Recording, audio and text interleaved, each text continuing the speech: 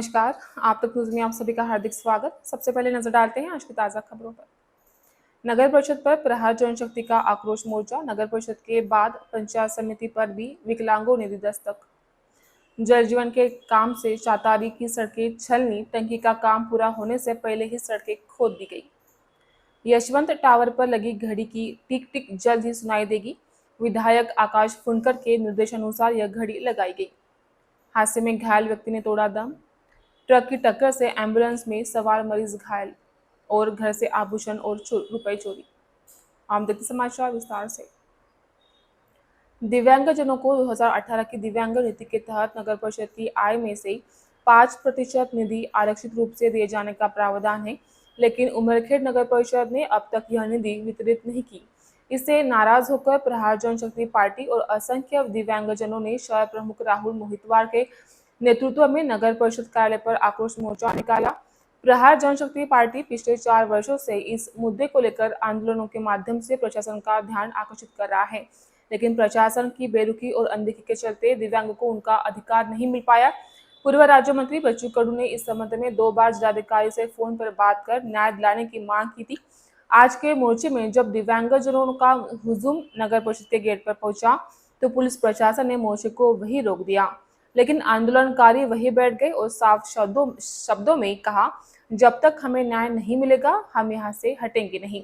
वहीं बच्चू कडू ने आंदोलन के दौरान मुख्याधिकारी से संपर्क कर त्वरित समाधान निकालने को कहा। इसके बाद प्रशासन ने लिखित आश्वासन दिया कि वर्ष 2025-26 की आय में से 5% निधि दिव्यांगों को दी जाएगी और 2018 से 2024 तक बकाया निधि के लिए जिलाधिकारी के निर्देशानुसार कार्रवाई की जाएगी। इस आश्वासन के बाद आंदोलन समाप्त किया गया। इस दौरान शहर प्रमुख राहुल मोहितवार, तहसील प्रमुख सैयद माजिद, दिव्यांग क्रांति आंदोलन के बालाजी माने, प्रेम रुड़े, नारायण भवर, बलवंत तिगलवाड़, भास्कर गंजेवाड़, प्रजेश खंदारे, श्रावण सांगले सहित बड़ी संख्या में दिव्यांगजन उपस्थित रहे। पिछले कई महीनों से चातारी गांव में जल जीवन मिशन के तहत चल रहा टंकी का काम तो बहुत सुचारू रूप से चल रहा है, लेकिन बेहद धीमी गति से चल रहा है। टंकी का काम अभी तक पूरा नहीं हो पाया है। संबंधित ठेकेदार ने 6 महीने पहले ही गांव की सभी सड़कों को बीच में ही खोद दिया है, क्योंकि अभी बारिश का मौसम है। इसीलिए गांव के नागरिकों के लिए इस सड़क पर आवागमन करना मुश्किल हो रहा है। इसीलिए ग्रामीणों द्वारा ग्राम पंचायत को की गई शिकायत के अनुसार ग्राम पंचायत ने पंचायत समूह के विकास अधिकारी से शिकायत कर ठेकेदार और जल जीवन के इंजीनियर के खिलाफ कार्रवाई की मांग की है। बरसात के मौसम में खेतों और नालों का बाढ़ का पानी गांव के बीच से मुख्य सड़क से होकर बहता है। बाढ़ का पानी के घरों में घुस जाता है। इसलिए जहां नागरिक पहले से ही परेशान है, वही ठेकेदार ने गांव की सभी सड़कें बीच में ही खोद दी हैं। खेतों से आने वाले पानी का बहाव तेज है। अगर पानी खोदे गए गड्ढे से होकर गुजरेगा तो सड़क के 2 हिस्सों में बढ़ जाने की संभावना है। इससे सड़क का सही अनुमान नहीं लगाया जा सकेगा और दुर्घटनाओं की संभावना काफी बढ़ गई है। जल जीवन कार्य के दौरान पाइपलाइन बिछाते समय, सड़कें तोड़ते समय पाइपलाइन की गहराई की एक निश्चित सीमा होती है। हालांकि खुदाई निर्धारित सीमा से कम है, इसलिए भविष्य में गांव से गुजरने वाले भारी वाहनों के कारण पाइपलाइन कभी भी टूट सकती है। इसलिए वरिष्ठ अधिकारियों द्वारा इस मामले की जांच जरूरी है। ठेकेदार को उसी सीमा पर पाइपलाइन गहरी करके बिछाने के लिए बाध्य किया जाना चाहिए। इससे आगे की दुर्घटनाओं से बचा जा सके। खामगांव पंचायत समिति के प्राचीन यशवंत टावर पर एक नई इलेक्ट्रॉनिक घड़ी लगाई गई है। इस घड़ी का परीक्षण किया जा रहा है। जल्द ही इसका उद्घाटन समारोह होगा। इसके बाद लोगों को न केवल घड़ी की टिक टिक सुनाई देगी, बल्कि यह भी पता चलेगा कि हर घंटे यह घड़ी कितनी बार बज चुकी है। शहर में कई ऐतिहासिक इमारतें हैं, जिनमें टावर चौक स्थित 40 फुट ऊंचा यशवंत टावर भी शामिल है। यह टावर 50-60 साल पहले से इस सड़क से गुजरने वाले लोगों को जानकारी देने के लिए लगाया गया था, लेकिन हालांकि इस घड़ी में तकनीकी खराबी के कारण यह घड़ी कई सालों से बंद थी। इतना ही नहीं, क्योंकि यह घड़ी पुरानी थी, इसीलिए इसके पुर्जे भी उपलब्ध नहीं थे। श्रम मंत्री एडवोकेट आकाश दादा फुंडकर ने गुट विकास अधिकारी चंदन सिंह राजपूत को इस टावर पर नई घड़ी लगाने के निर्देश दिए थे। गुट विकास अधिकारी ने घड़ी लगाने के लिए तुरंत कदम उठाए और दिल्ली से एक नई इलेक्ट्रॉनिक घड़ी बुलाई गई। घड़ी लगाने का काम पिछले 3-4 दिनों से चल रहा है और घड़ी का फिलहाल परीक्षण किया जा रहा है। परीक्षण पूरा होने के बाद इस घड़ी का उद्घाटन समारोह आयोजित किया जाएगा। इस उद्घाटन समारोह के बाद महाराष्ट्र राज्य के श्रम मंत्री एडवोकेट आकाश फुंडकर के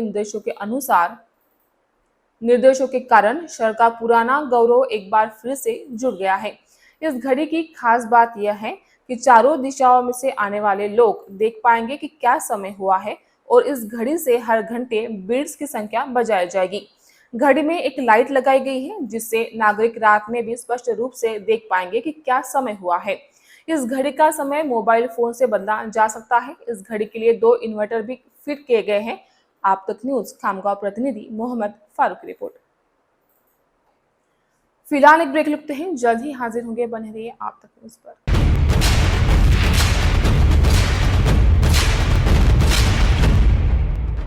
जुल्म के खिलाफ इंसाफ की गुहार लगा रहे मजलूमों की पहुंचाने आवाज आ रहे हैं आप तक।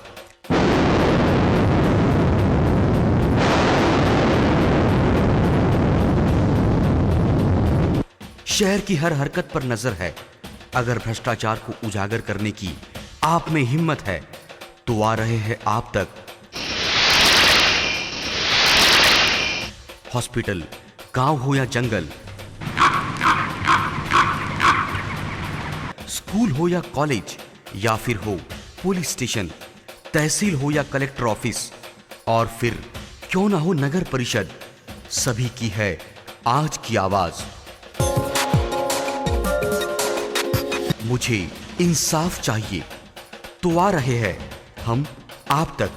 हमेशा आप देखते रहिए आप तक, क्योंकि उस पर मैं आती हूँ रोज रोज। सो आप जरूर देखें आप तक।